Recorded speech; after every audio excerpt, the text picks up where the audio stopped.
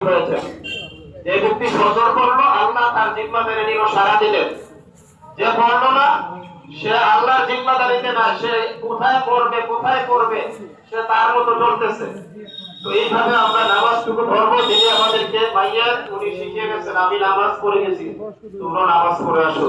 যদি উনি একজন আলেম ছিলেন না, আলেমের সুরত ওনার চেহারায় আছে, আসেনি? তাই ওইভাবে একজন আলেম সুরত নিয়ে আমরা কবরে যাব। ফরিদ ডাক্তার সাহেবকে আমরা সকলে মাফ করে দিই, আল্লাহর হস্তে ওনাকে মাফ করে দেই। আর লেনদেন ওনার ছেলে এখানে আছে, আমাকে বলছে বলার জন্য, ওনার সাথে যদি কোনো লেনদেন পানা টানা থাকতেই পারে, ব্যবসা করেছেন, ওনার ছেলেদের সাথে ইয়া করবেন। আর পারলে আল্লাহর হস্তে ছোটখাটো থাকলে মাফ করে দিবেন, চলাফেরা যত কিছু হোক আল্লাহর হস্তে ওনাকে মাফ করে দিবেন।